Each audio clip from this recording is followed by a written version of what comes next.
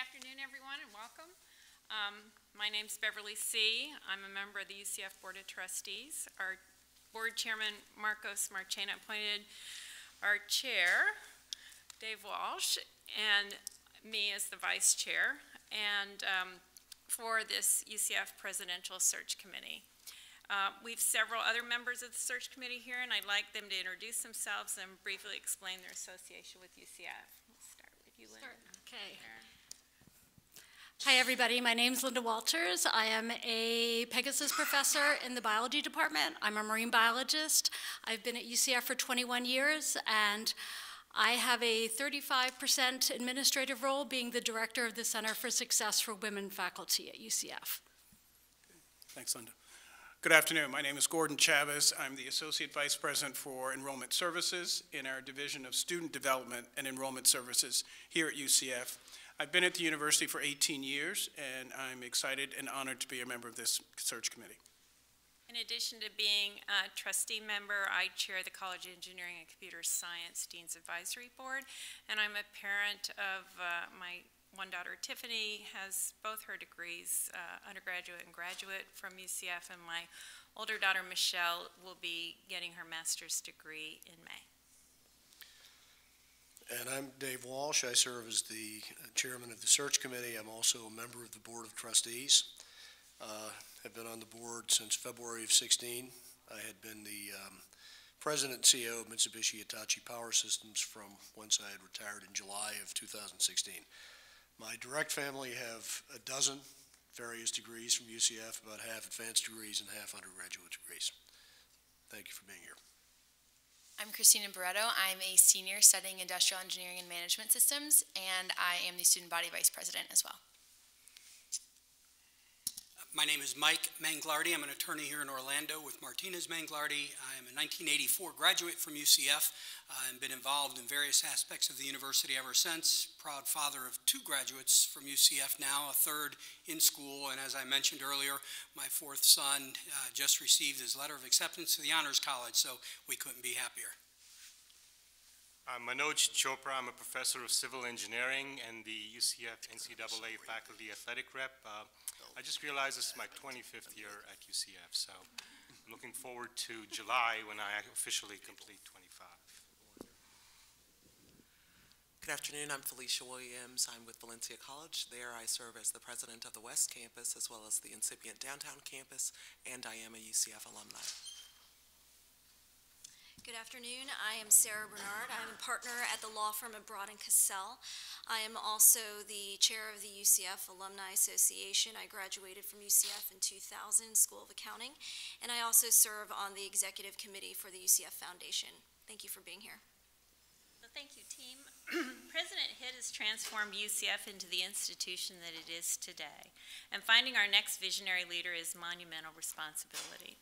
President Hitt's success has ensured that this search will attract national attention and interest. Like my colleagues, I'm honored to serve on this committee. Our work represents one of the most important tasks UCF has ever faced. In fact, the charge that the Board of Trustees gave the search committee says, "The future of the university rests upon your wisdom." With that in mind, let me share our activities to date and what is coming next in the search. Dr. Hitt announced his retirement from the presidency on October 24th, 2017, with it being effective on June 30th, 2018. The UCF Board of Trustees voted unanimously to confirm the search committee on November 3rd. The 15-member committee includes representatives from the faculty, staff, student body, alumni, trustees, Florida Board of Governors, and Central Florida community. The committee held its initial meeting on November 20th and second meeting on December 4th. During that time, Parker Executive Search was selected to assist UCF in attracting the best candidates from around the country. Parker has a national reputation for conducting successful and inclusive searches, including recent presidential or chancellor searches at the University of Illinois, the University of Oregon, University of Iowa, and the University of Tennessee, among others. Parker also has a deep knowledge of UCF and our culture. That's important as they storm the country looking for talented candidates who are good fits for UCF. Our third search committee meeting was earlier today. Parker is developing a robust list of possible candidates, and our next update from Parker will come at the search committee's next meeting on February 5th. The committee is also responsible for ensuring the search follows the Florida Board of Governors and UCF Board of Trustees processes for selecting presidents. We're working closely with both boards to ensure our activities adhere to those procedures. Once a field of candidates is established, the committee will narrow the group to 8 to 10 semifinalists who will interview with the committee. From there, the committee will recommend an unranked list of between 3 and 5 finalists for the Board of Trustees to consider. The finalists will visit campus and interview with individuals and groups, as well as present in a session open to the public. We're moving thoroughly and swiftly, so we will have a new president confirmed by the UCF Board of Trustees and Florida Board of Governors no later than June 30th. If you take note of only one thing from my remarks, please make it this: the presidential search website is the best source for news about the search. The site is ucf.edu/presidentsearch, and it contains stories, search policies, meeting minutes, videos, and more. We believe the best search is one that is comprehensive, transparent, and inclusive. That is why your feedback is so important. This is a listening session, so please share your thoughts on what challenges UCF needs to address in the future, what qualities the next president should have, and why someone should want to be UCF's next president. We're not here to debate issues or decisions. Rather, we're here to listen to you. Let me use a non-controversial example to show you what I mean. Rather than ask the committee, do you think the new president should support the chocolate club? You should tell us that you believe the new president should support the chocolate club and your reasons why. And for the record, I do believe the new president should support the chocolate club. Each speaker will have 3 minutes to talk. One of our staff will provide notice when there are 30 seconds left, and another notice when your time is up.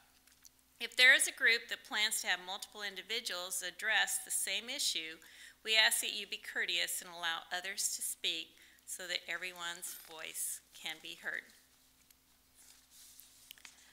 These sessions are being recorded, and they will be posted to the Presidential Search website for the public to view. So thank you for being here, and I'll ask for the first person who wants to speak to please come to the microphone. Volunteers? Hi everyone, my name's Karen. I'm currently a sitting senator here at the University of Central Florida. I represent Seat 4 in the College of Sciences. I'm also involved with SLAP here at school as a member, just a member. And I'm involved in so many things. But my main issue currently is that I have DACA. And so as many of you know, that's Deferred Action for Childhood Arrivals. And so I came here as a little girl with my parents. My parents knew that if they wanted opportunity for me, they had to go to a place where they could, you know. In a country like Mexico, it's hard for especially a woman of color to attend higher education or have any sort of opportunity. Or honestly, there's a lot of ageism. So after a certain age, you're not like allowed to apply to jobs. So if you're like 35. You can't apply for a job. They will only hire up to like 30 if even. And so I'm hitting this rock and this barrier of my DACA expiring in October. And I still have like 3 or 4 more semesters left, including summer, and I graduate spring 2019.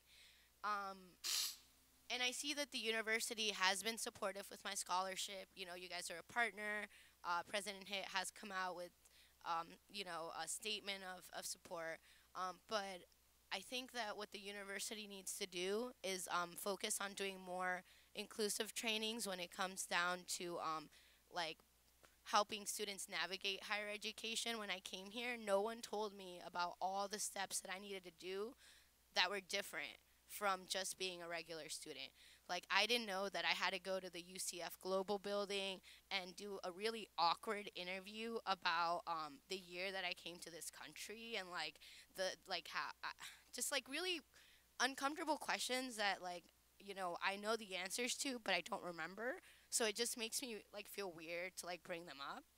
I think like the process of those questions definitely didn't make me feel like included in the school, because especially at the UCF Global building, that makes me feel like I'm an international student, you know. Even though I've lived in Florida my whole life, and UCF has been my dream school since the sophomore year. I think another concern that I have is that there's not enough colored people. Like, not that all of you are well, you know, prepared for your positions, and you guys have worked your way up to accurately represent your departments and whoever you're representing, but it really concerns me that there's not enough colored people sitting here, that we don't have any colored, Christine, I love you, but we don't have any more colored students of sitting here and having these conversations, because that's the only way that we're truly going to be inclusive, is when we're like, hey, look, what are your concerns as the African American students here at school? What are your concerns as VASA, the Vietnamese Student Association? I think that would be a great step of inclusion. I also, you know, becoming undocumented in 10 months is a big change in my life. And I'm sorry, I always tear up saying it. And so I don't want this school to make me feel that because I'm undocumented, I'm going to be different. I want to be undocumented. I want to be unafraid. And I want the school to take initiative like other major universities like Berkeley, you know, many, I don't know, UCLA, Berkeley, sorry, and other institutions that have really stepped up and really analyze what not just DACA recipients, but undocumented students and TPS students and students in all kinds of different statuses, because I think inclusion is not just in sex and race and orientation, it's also in status, acknowledging that we all have different privileges and not all of us can see our parents every day, because, you know, my parents live in South Florida, and if anything ever happens to them, they could be deported within days. And so I feel like that leads me to CAPS. That's something that I'm really passionate about. I just went to my first meeting on Tuesday morning at 8 a.m. because that was the only time that they had. And I feel like having 11 full-time counselors, I believe, for 65,000 students, which I know we have people that are training and people that are you know, that are also taking students, but having 11 really is hard, because, you know, I understand I'm going through my same issues. Like, I may have, you know, everything that all students have to deal with plus more, but I understand everyone else needs mental health services as well. And so I think hiring more CAPS counselors should be a priority, because none of our students can function if we're worrying about everything else and we don't learn how to cope and how to really be productive. And so I think CAPS is definitely something that the president that receives this position should be really worried about. I know that you guys said why should the person want to be president of the school, and I think that a president that wants, or a person that wants to become president of the University of Central Florida, I feel like should genuinely care about all students. He should genuinely want to be here, not just because it's a great pay or because it would be a great resume builder. It should be because, you know, like President Hitt, that he's out there talking to people. Like, he should really want to make sure that that we're creating dialogue that isn't being heard, and that he's willing to have his door open to people. And that's, I think, all of my concerns. And if I have any more and I think about them, I'll come back up. Thank you. Thank you. Can you tell us your name again, please? Yes. My name's Karen Caudillo. It's Karencaudillo. and I am a student here. I'm a junior currently. I'm studying political science with an international relations track and a minor in philosophy. Thank you. Thank you. Good afternoon. My name is Eloy Hernandez, and I'm a professor in chemistry and also Provost Faculty Fellow this year. First of all, I would like to applaud the fact that the whole process has been so transparent. I think that's very, very important, not only for the community, but also for all the members of the university. I also like the diversity in the committee. I think we are all represented, from administrators to faculty, and since I'm a faculty, I would like to touch that point specifically. I wonder if there is a mechanism beside the survey that went out already to all faculty, for faculty who wants to provide feedback or any comments about their opinions of the new leader to the two representatives that we have here from the faculty. That's one thing. And the other thing is, I believe that the new leader that we will have to find has to be someone with special skills to be able to lead an institution that is dynamic, that is constantly changing, and that has a great opportunity to really set the new directions of education in the future. Thank you very much. Thank you.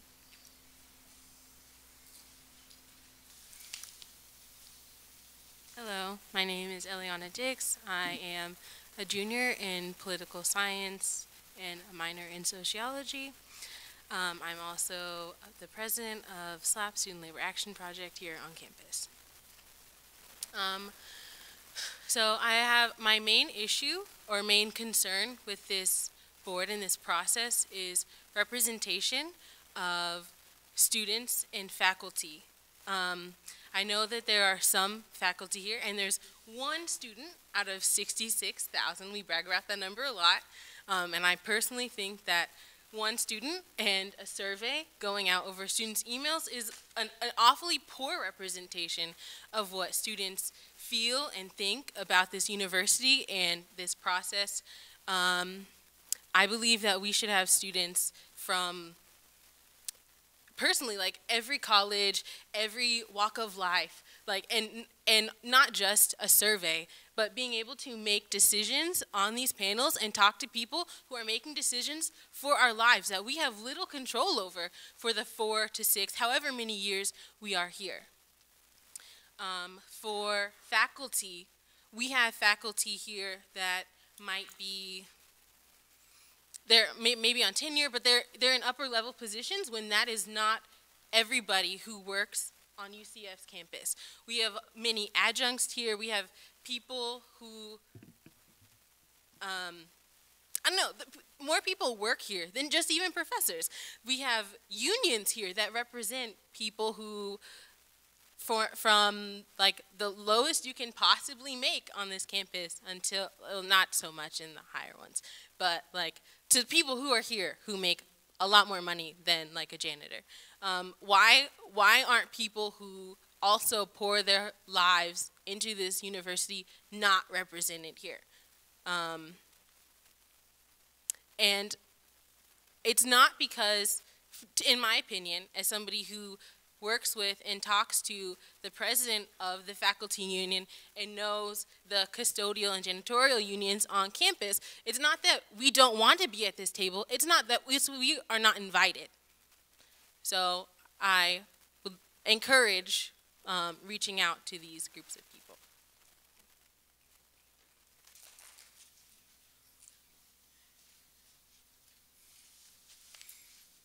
Hello, my name is Shaw Gale. I am a senior in biomedical sciences and also a minor in sociology.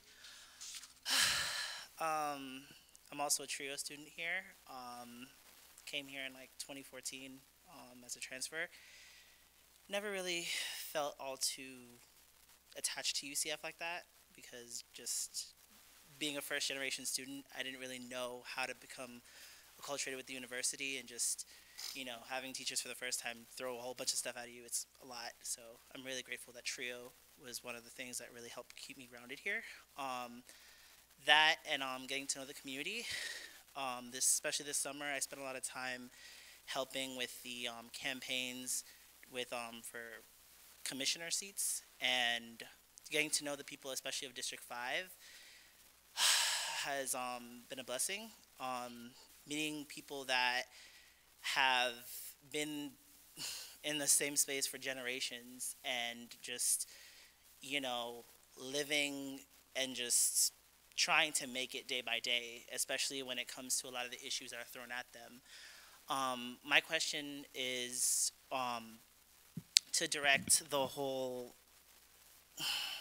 to ask about the issue of, during the summer of 2016, President Hitt stood on stage in front of a whole, and I think in front of the Black Lives Matter vigil, and said that Black Lives Matter. So my question is, how, if the next president is going to come into place, can they actually make that like be something that's actually real? Because UCF's currently gentrifying an area that has a whole population of Black and West Indian people that just are being pushed out of their homes, and just, you know, UCF's not really doing anything to help in the process other than just, you know, take up land, and just that the city of Orlando is pretty much giving to them, that a lot of these people have to deal with contamination and police brutality, which is one of the highest in Orlando, and also the school to prison pipeline, which is also the highest in Orange County. So my whole thing is like, what is UCF going to do about it, and what is the next president going to do about it? Thank you.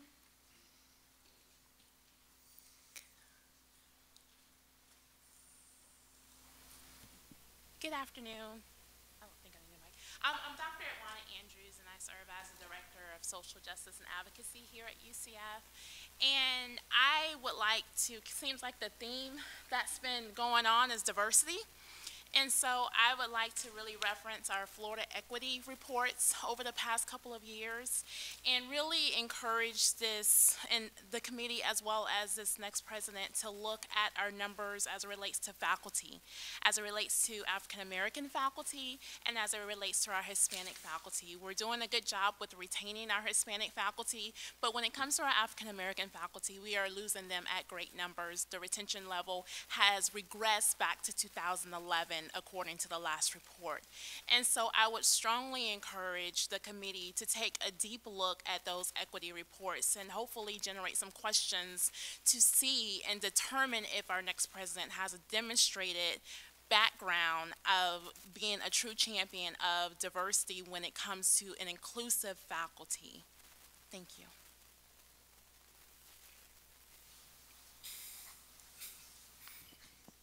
Hi, I'm Dr. Giovanna Piniella, and I'm in the history department. And I'm here to just basically talk about my students, especially my first generation students. I really care about them. I really care about their well-being. But I do get with conversations with them that we don't get enough support for them. And it's what one of the students just said. Like, sometimes they come here and they really do feel like, especially if they're students of color, first generation, they do really feel like lost, right? And I do have, there needs to be more resources for them. And I know that we're a public school, so we can't have the same resources. For example, that, you know, I came from a private New England school, and they had more resources for them. But we can do something like just with programs for professors, other professors maybe to show a little compassion, especially if a student is working 30, 40 hours a week. I mean, I've had students with first generation, they're a little bit older, and they already have children, and, you know, sometimes they can't find babysitting. So, you know, they like me, the ones who take me, they take me repeatedly because they say, I like you because you understand things, like if they have to bring their kids there. You know, there's a lot of different situations they have, and what I would like to see with the new president is really consider our first generation. And I'm very proud that we have this first generation, that we, you know, we allow, like the Direct Connect, for instance. I'm thinking allows a lot of students to actually come here, a lot of them that wouldn't have had this opportunity. But when they do come here, sometimes they're just loosey-goosey. It takes them a little bit longer because they don't know where to go. So I would like to see the new president really consider having more resources for our first generation students, and especially our students of color. Thank you.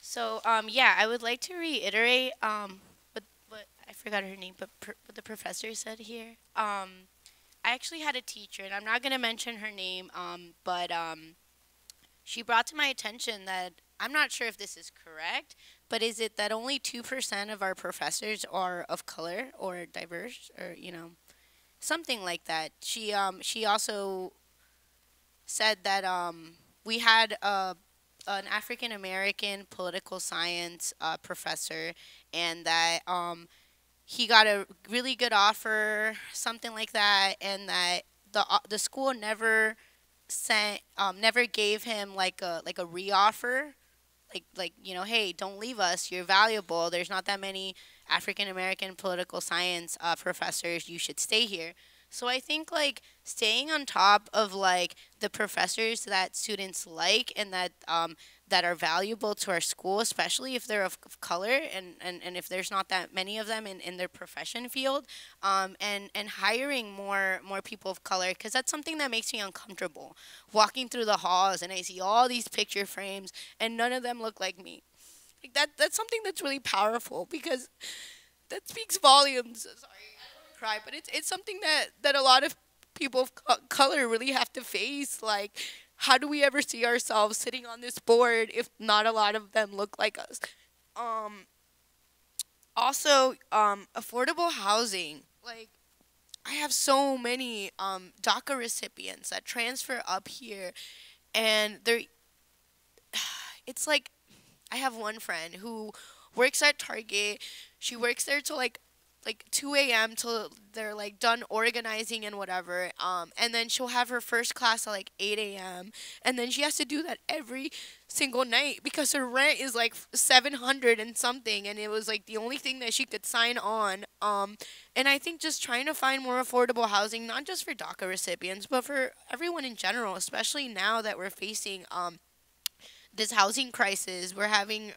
It was like an estimated 300,000 Puerto Ricans coming here. And so we want to make sure that we're, doing whatever we can as a school to support Puerto Ricans, and making sure that they have, the resources that they need and whatever we can allocate, but also making sure that our students that are coming here have housing as well. And I want our president to really care about that. I want him to, like you said, why should he want to be president? He should want to be president because he wants to make sure that every student that walks through these halls has the opportunity to stay focused in school and not be falling asleep because they have to work at Target till 2 a.m., to make ends meet. Okay, and this is something that really made me uncomfortable. I wasn't here when it happened, but there was an event that was created that was like during the time that the racism was very, very prominent, in the last year or so. Some students created an event that it was like deport illegals, some event, and it was like a school, like students here at UCF that created this event, and it created a lot of fear within the DACA recipients and undocumented students here. And our president never denounced that. So I want to make sure that the next president that steps in here has no shame and is unapologetic about racism, about white supremacy in general. I think that if we're really trying to be diversive and we're trying to be inclusive, there should be no shame in shutting down things that should not be prevalent in a public university or any university. Thank you.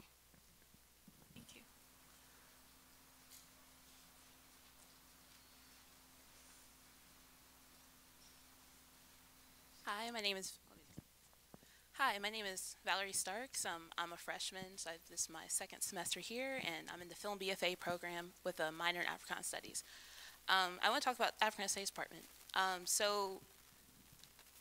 When I first came to UCF, when I was trying to find out about the programs I want to do, I didn't really see any advertising for this department. The only reason why I knew I want to get involved with Africana Studies is just because the work that I did back at home in Jacksonville with social justice organizing and grassroots work, and coming from being the president of a Black History Club and really wanting to know about my history and my culture and where it fits into the greater context of America and of the world. So that's the only reason why I even thought to look up this as a department. And I've talked to other students. I've talked to people who are freshmen as well. I've talked to some older students over here as well. And a recurring theme that I've seen is that there is like a lack of funding in this department specifically, and from conversations I've had, I've come to learn that it's being shelved under history, and just in general, I remember like trying to find like where the office was, and there's, you know, other departments seem to have like more resources dedicated to them. There's really a concerted effort to help the department succeed. Like, how can you have, like, you know, professors are already busy people. You have someone, a professor also doing the advising for the department and also having to schedule additional meetings, and it seems as though like it's essentially set up to fail, and it's already a small department. So just, I think that it's important, like, for the next president to, especially with these area studies programs, to really care about them and to show that we care through like the resources that are available, and also in terms of the advertising and letting students know that these kinds of programs exist, right?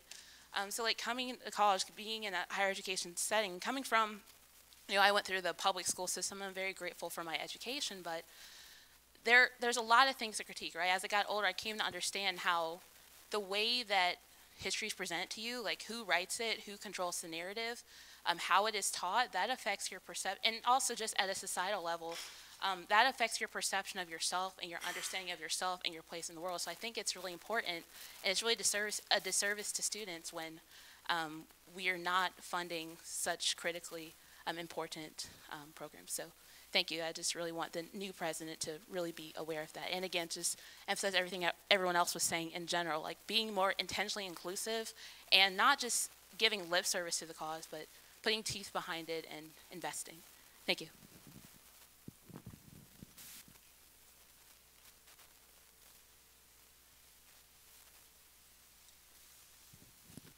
How's it going? My name's Josh Bologna. I'm an industrial engineer major. I'm a senior, and I'm also the Speaker of the Senate for SGA. I just kind of, this is kind of quick, but something that I would like to see in the next president of our university is to keep that available, that student-oriented vision. I know that we're a very innovative school. A lot of funding comes from our research, and that needs to continue because we need to stay thriving. But I also don't want us to take a route where we believe in putting all our resources to this research and hoping it trickles down to the student experience. You know, one of the greatest things I like about this university compared to those other big state universities we like to sometimes look up to and I'm not a fan of, is that we have so much liberty as students to create here. And you know, to keep it simple and short, I would like to have a future president that understands in that and believes in that. So thank you for your time.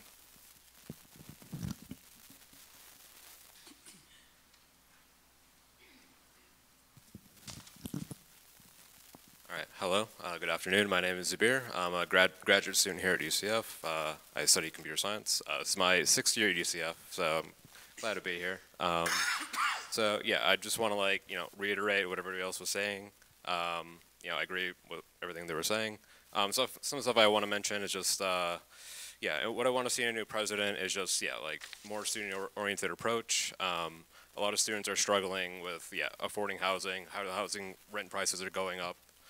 Wages are staying stagnant, not increasing. There's a lack of employment for students at UCF and around the area to make ends meet. And yeah, so another thing I'd like to see in a president, I mean, yeah, those, and then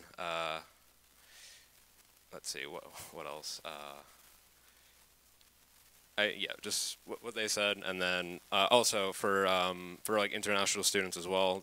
Yeah, in the CS department, there's a great deal of international students, and a lot of them, and yeah, just graduate students in general have a lot of issues affording, you know, having to work and then having doing research, all these classes, especially yeah, in the CS department and engineering, you know, they have a lot of funding from companies, so sometimes it's easier, but in the humanities and other areas, they have it a lot harder to get funding to do research and stuff like that.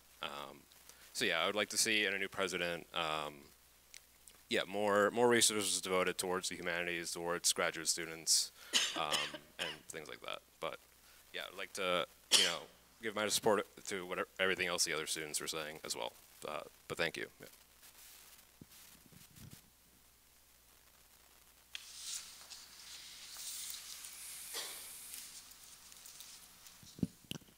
This is JT Shim again. I did a PhD here in 2008.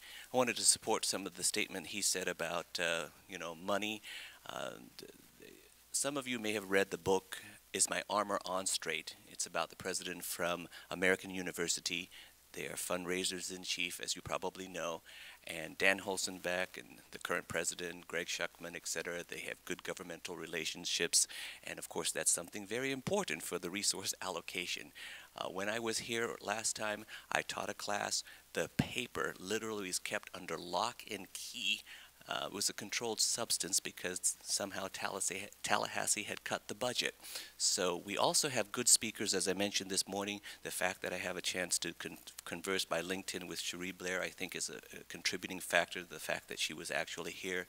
And the president was able to get former Secretary of Defense Bill Cohen here. And I thought, wow, that's pretty impressive to have conversations with people of that caliber.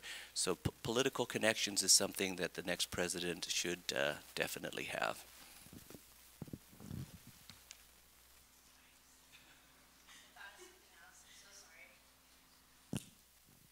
We're all forgetting the main thing, climate change. I want to become an environmental lawyer, and I want to eventually start my firm one day. And I know it's going to be really hard to start a firm, but living in Florida, I grew up in Naples, and that's about 40 minutes from the Everglades, and the Everglades is currently dying. And why is it dying? It's due, to a lot of sugar money flowing into our politics, and Lake Okeechobee not flowing naturally down. So we're letting the third largest aquifer in the world die that gives clean water to my family and everyone that lives in South Florida because of profit. So I want to make sure that the next president coming in here is looking in what we can do as an institution to use our research and all of the education that we have to make sure that as Florida starts going underwater, we're in a good point. We're in the center of the state, so we're gonna be here for a while compared to like Naples. sorry, it's true. I do a lot of research on this, and so maybe looking into more research in like sinkholes, because that's a big issue that we're gonna have here in Central Florida. Looking into like the pipelines and what we can do to avoid using them, because it's not about whether they're going to burst, it's when. And our number one resource here in the state of Florida is drinking water. So definitely focusing on how us as students can work on becoming more working towards sustainability and having a president that truly genuinely cares about sustainability. What was I gonna say? I was gonna think of something else.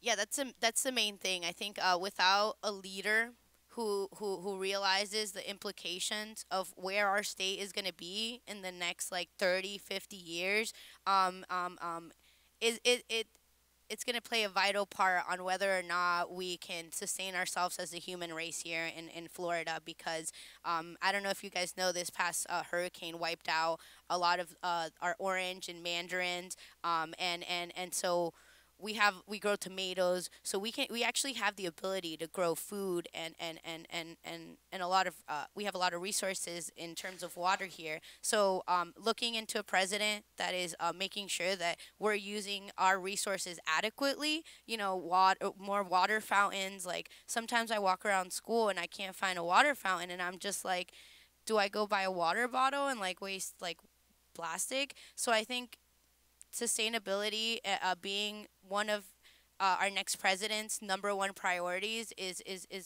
essential as humans, and how we're going to be here a lot longer than the people that are making decisions now. So we want to make sure that the decisions that are done to make sure that our future is bright.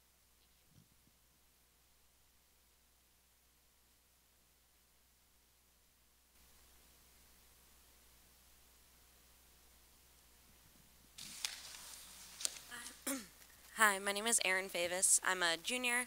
I'm a political science major here, and I'm also the first person in my entire family to ever go to college.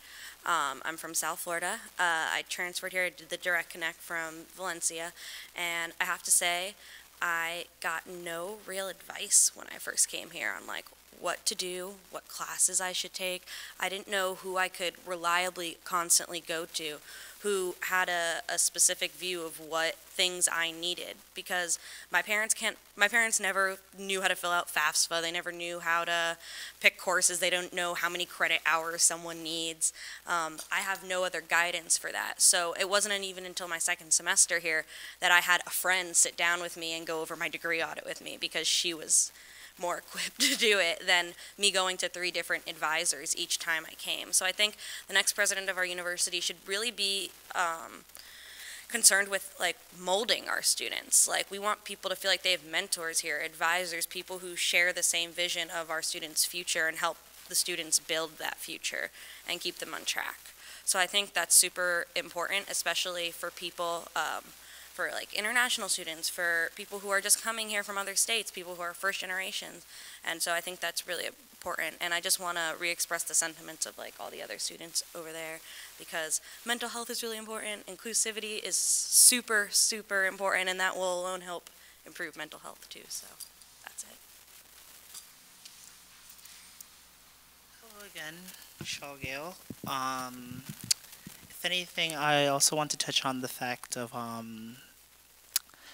with UCF again moving into District 5, something that kind of troubles me is that we also put money into private prisons, as UCF invests in them. Again, if President Hitt, I think in 2014 said no to a student organization that was pushing for UCF to divest from that. So, I mean, again, if the UCF wants to support students of color, while at the same time shoving them out of neighborhoods and pushing them into prison, because District 5 also has to deal with the school-to-prison pipeline, which is one of the largest in, I think Orange County is one of the largest ones in the nation. So, you know, yeah, I really think that the next president should really pay attention to what they're doing, especially with the lives of people that they're inadvertently affecting. Thank you. Hello again. Giovanna from the History Department. I just wanted to add one more thing for the new president, is also, because we are talking about like the students. I mean, we're all here because of the students, you know, and one of the things, and this has happened because last December this is related to like gender and sexual harassment and the stalking. So in December, I had 5 students, female students. I mean, the times are changing. So I want a new president also to be aware of like, what are our times, what is going on, right? So in December, I had 5 students before the semester ended tell me about like sexual harassment and bullying that happens in their class. And it could be as simple as like, just guys being creepy and constantly asking them out, with other professors seeing it and then not saying anything because they're afraid, you know, because they're adjuncts or instructors, they might get fired. Or even when I had another student, female student, tell me that she reported it to someone in Milliken Hall, and they just said, oh, forget about it. It's just, you know, they're just messing around. And then I had a 45-minute conversation with a student today about, because yesterday Let's Be Clear came out, they noticed the bathrooms and everything, and she said, you know what, for the past 2 years, I've been telling the administration and the police about roofing going around. Now, she's an incredible student. We do have incredible students here. And she was telling me about all the things she's been doing the last 2 years. So she got roofied herself. Now, she did not get sexually assaulted because she was with a friend and actually they drove home together. But when she got home, she realized she couldn't move, nothing. So if she had been, you know, not with a friend or something horrible would have happened. But she said since then, she's been reporting to police every time she sees cases. I mean, she's been to, this is all the local bars around here near UCF. So they're sexual predators targeting our students doing criminal behavior. And she said, like, she watches the, she does everything from like watching the bartenders, you know, very carefully. And she told me how she does like detailed reports, not emergency over here with the police. She's also spoken with someone in Milliken Hall, and someone just said, oh, that's not our area. So she's ignored that way, but she found ways to constantly tell this story. And so today she was telling me about all the things that she's been doing to help young women, because she knows that this is an issue, getting roofied, and of our UCF students. And I was, you know, I wasn't going to say anything earlier, but it's just too important not to say something. And the president, our new president, I would wish that he's really current with the times and doesn't wait 2 years to come up with something or wait until like the Harvey Weinstein scandal, but to actually, when it's happening, and I should say too, I also had two male students tell me about this about 2 years ago. And he said that the people were, so it is something that's been ongoing for a while. And if the students were telling someone Milliken Hall and they were being shooed away, we're not listening to our students. And this is true criminal behavior and something that's very, just very disturbing to me. So I just wanted to say that whoever comes in next, just beware of what is going on around us, and please do not ignore what the students have to say.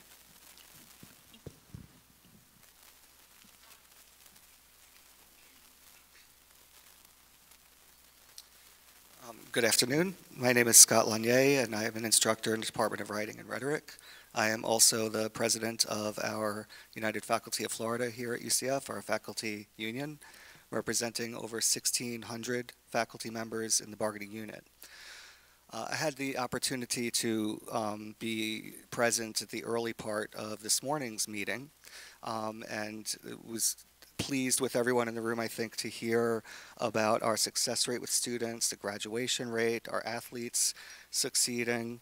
And as someone who teaches a lot of our GEP courses to freshmen and has a very, very heavy working teaching load, where at the freshman level where graduation retention begins, I would like to say you are welcome. Our students' success hinges so much on the hard work and talent of our faculty, roughly half of whom are instructor track faculty with very, very heavy teaching loads. So we would very much like to see what is in my 10 years here at UCF, with our current provost as an example, where we've seen, I think, a cultural shift in the administration, opening up more dialogue, having more conversations with faculty, figuring out how we work together to create the good teaching conditions that lead to our students' learning conditions.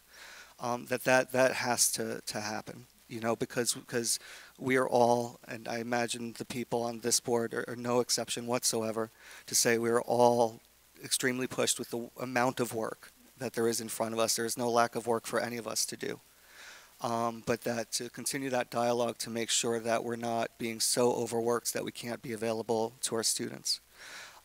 Teaching 4 classes today for the second day of the semester did for me what it's supposed to do, which is incredibly inspire me, motivate me, and energize me with the amount of talent, desire, drive that our students have.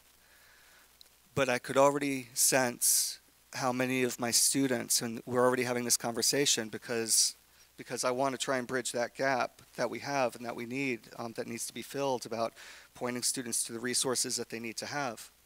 And how much of that is based on trying to value a multicultural community and a large case first-generation community that is trying to adjust to a university and a college culture that has a much longer history and tradition of the way that it used to operate.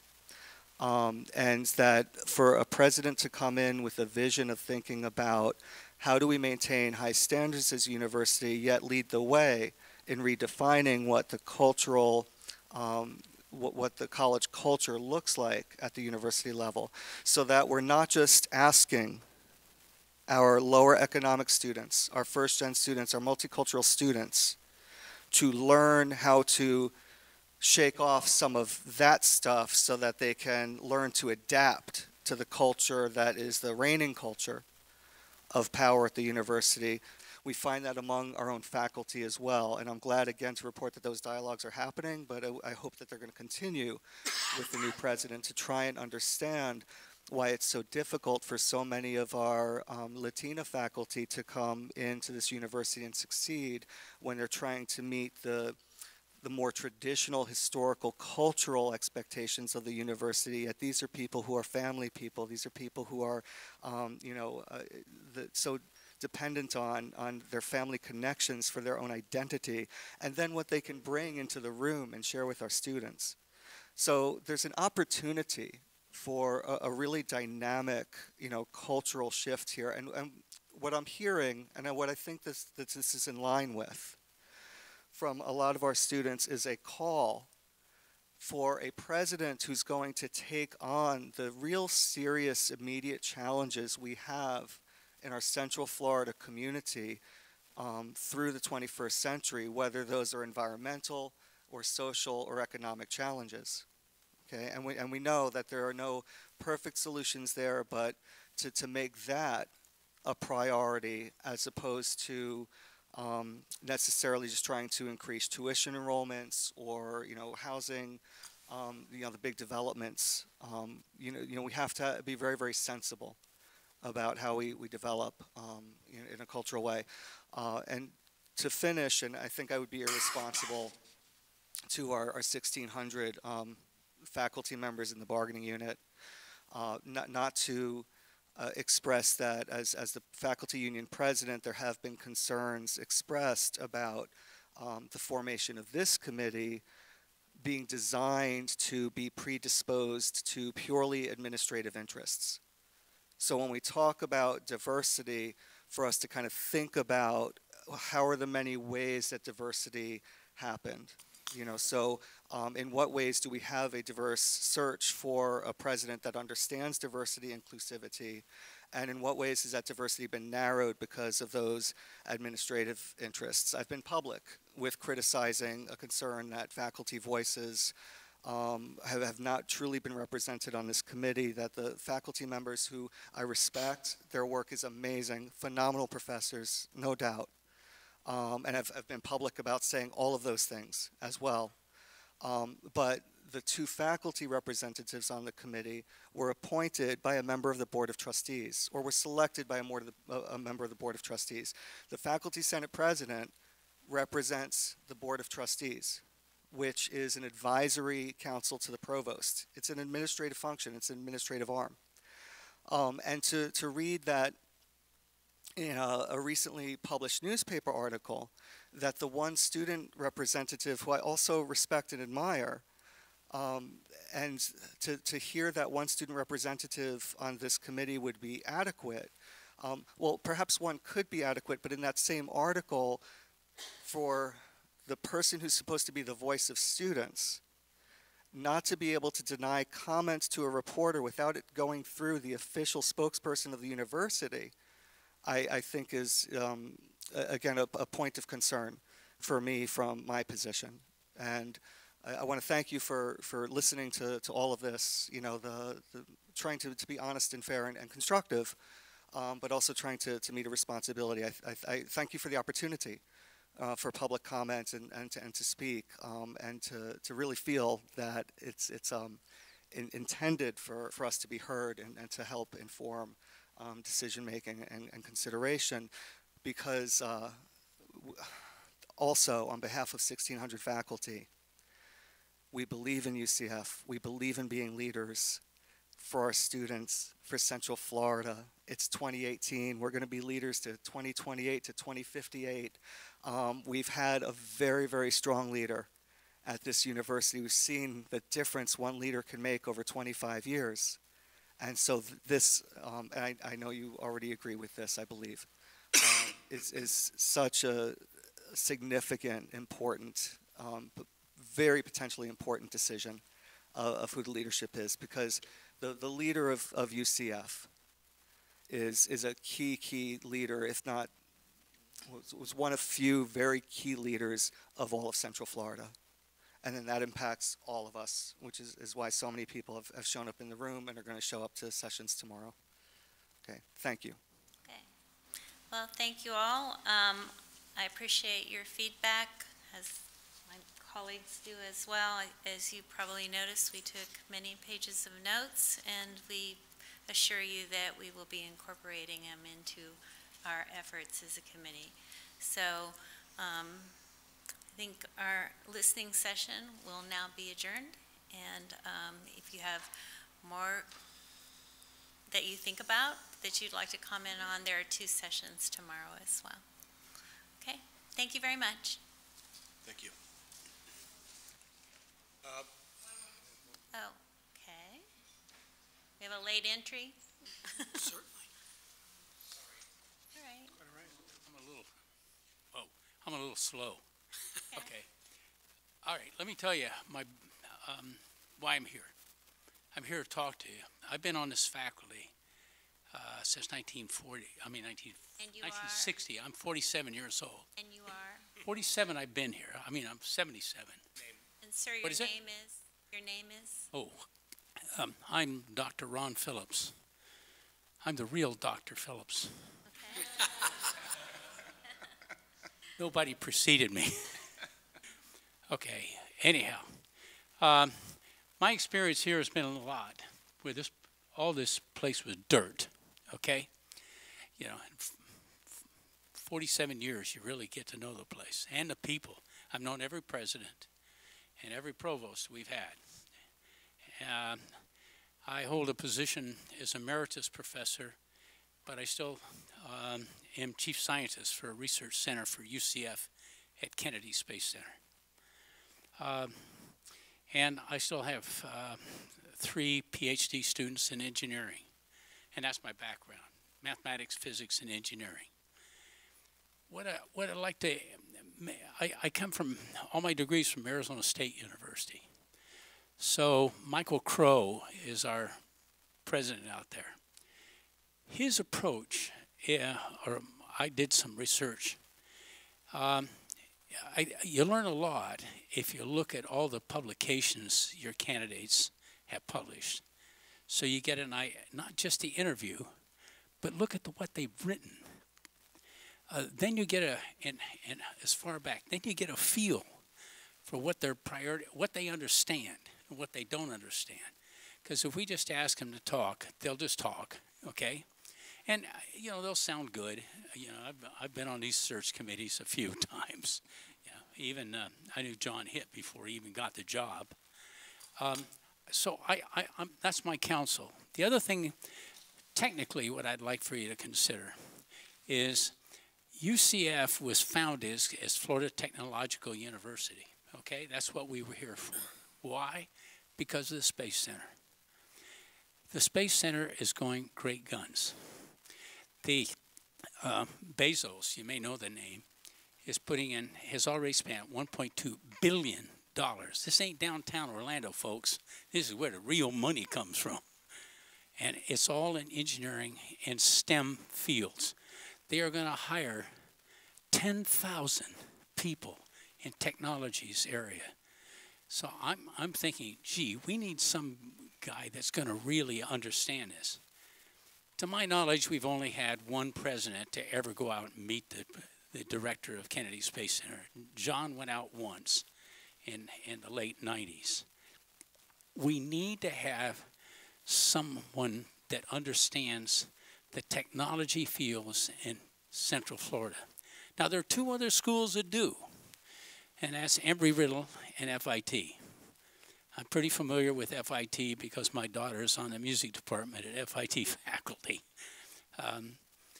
But I'm thinking that if we want to build up the technology base, that's jobs, people. That's what these people can do.